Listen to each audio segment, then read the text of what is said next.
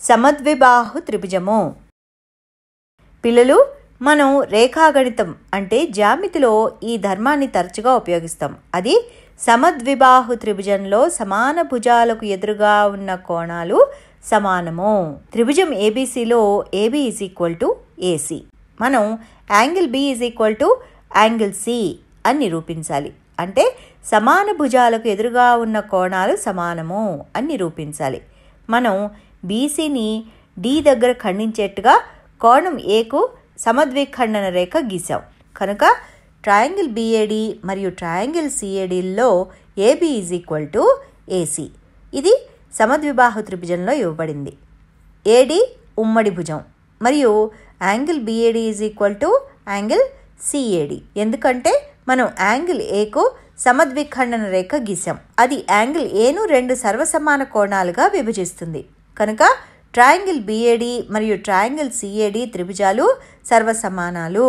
కనుక angle ABD angle ACD. అంటే ABC త్రిభుజంలో యాంగిల్ బి యాంగిల్ సి. ఎందుకంటే ఇవి సర్వసమాన త్రిభుజాల సమాన భాగాలు. కనుక సమద్విబాహు త్రిభుజంలో సమాన భుజాలకు ఎదురుగా ఉన్న కోణాలు సమానము.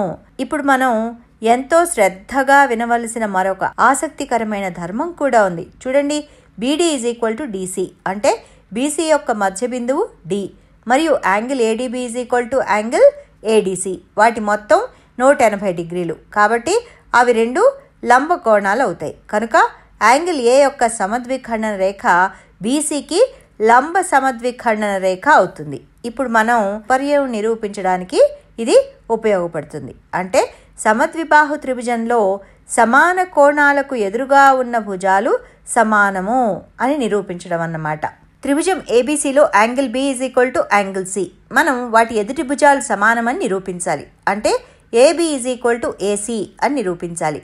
ఇప్పుడు కూడా ఇంతకు ముందు ధర్మాన్ని నిరూపించడానికి తీసుకున్న పటాన్నే ఉపయోగిద్దాం. బీసీని డి వద్ద ఖండించేట్టుగా యాంగిల్ ఏకు సమద్విఖండన రేఖ గీద్దాం.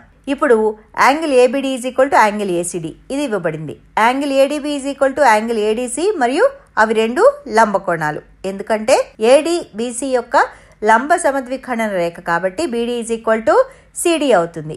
భూ సర్వసమాన నియమం ప్రకారం triangle BAD is congruent to triangle CAD. కాబట్టి ఏబీ ఏసీ సర్వసమాన త్రిభుజాల సమాన భాగాలు కాబట్టి.